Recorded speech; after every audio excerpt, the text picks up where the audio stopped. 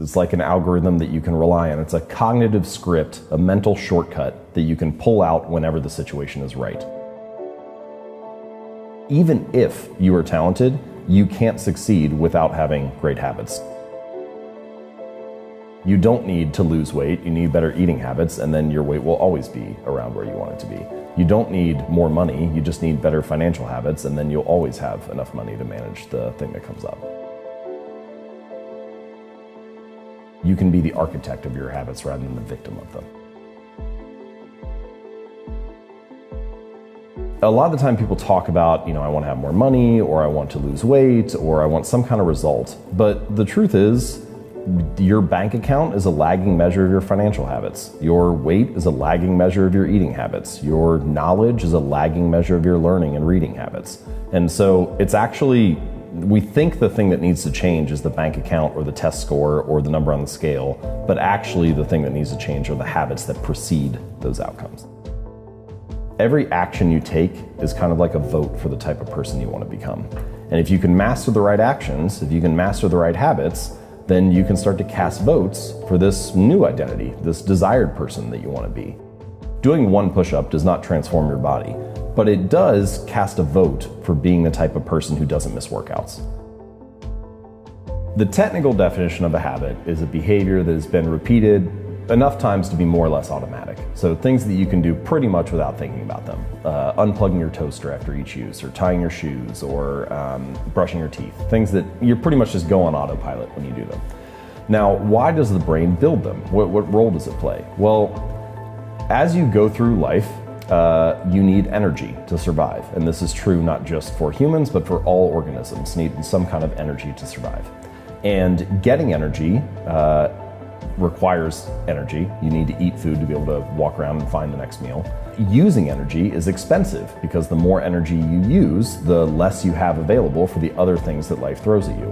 And so your brain is looking for ways to conserve energy whenever possible.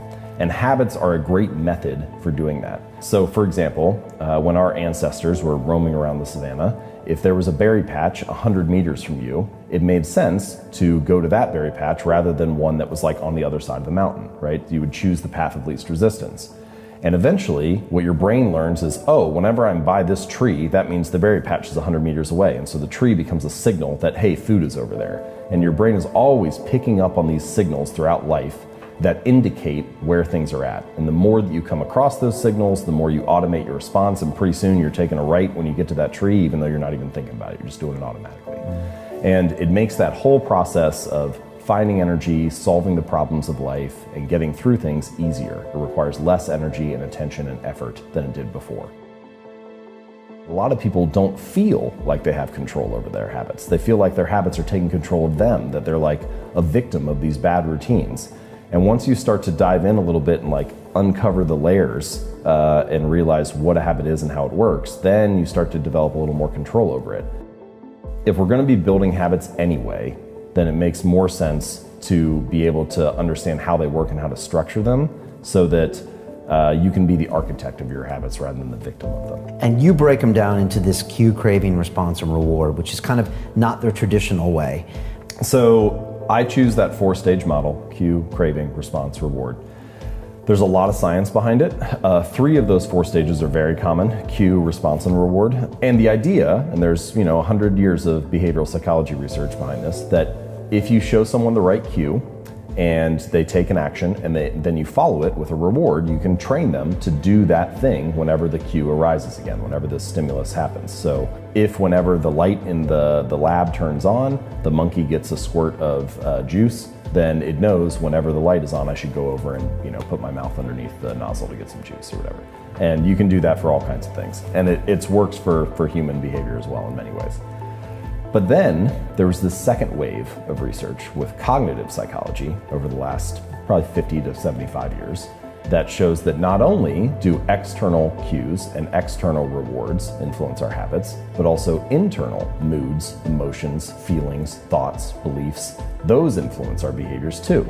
So you don't actually do something for the reward, you do it for the image that the reward creates in your mind. If you go to Amazon and you buy Atomic Habits or you buy some book or whatever, you aren't actually buying the book. You can't because you don't have it yet. What you're buying is the image that that sales page creates in your mind. You're buying the expectation that it will be a good book.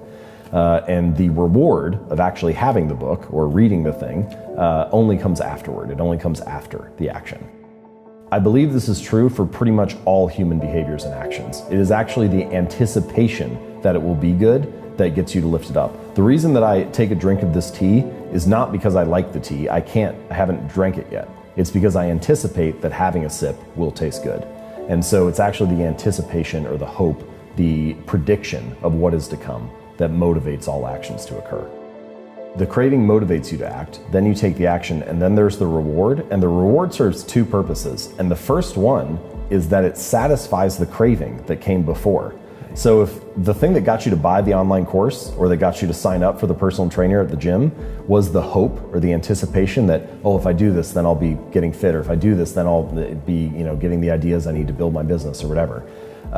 You satisfied that craving by making the purchase. And so now that craving is actually gone. What you need is a different craving now. You need the craving to make sales calls or to do a set of burpees or whatever.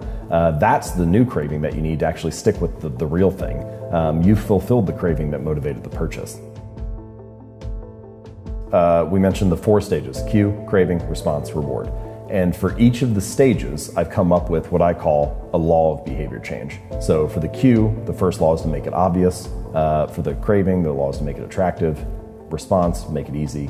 And reward, make it satisfying. The first idea is you want to make the cues of your good habits obvious, available, visible, easy to see. The easier it is that they catch your attention, the more likely you'll fall into the habit. To break a bad habit, you just invert each of the 4 laws. So rather than making the cues of your bad habits obvious, you want to make them invisible. Rather than making it attractive, make it unattractive, make it difficult, make it unsatisfying. And an example, what is a good example of that for good and bad habits? So one of the places I like to suggest starting is with what I call environment design. So basically the things that are on your desk at home, your kitchen counter, your office at work, they influence your behaviors. And if you can restructure your physical environment or your digital environment, then you're more likely to actually stick with the right habit. As an example, a lot of people feel like they watch too much television. So walk into pretty much any living room, where do all the couches and chairs face? They all face the TV. It's like, what is this room designed to get you to do?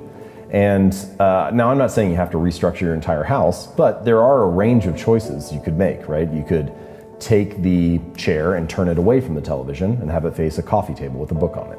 Or you could put the TV inside a wall unit or a cabinet, something behind doors, so you're less likely to see it. But you can also use it to promote good habits. So, for example, I used to buy apples and I would put them in the crisper at the bottom of the fridge, and I wouldn't see them because they were tucked down there. And so then 2 weeks later, they would go bad and I get annoyed because I'm throwing food out and throwing money away. And so I bought a big display bowl and I put it right in the middle of the counter and put the apples in there, and now they're gone in like 3 days just because it's obvious.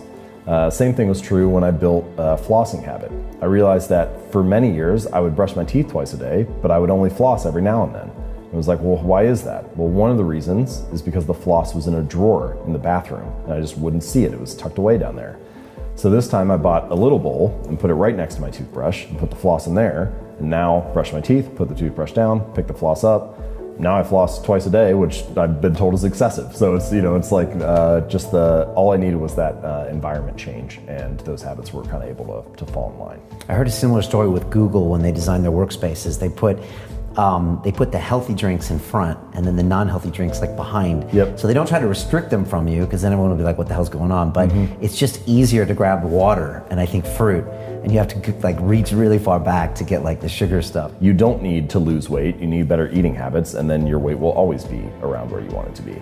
You don't need more money. You just need better financial habits, and then you'll always have enough money to manage the thing that comes up. And so it's really the habits that need to change, not the result.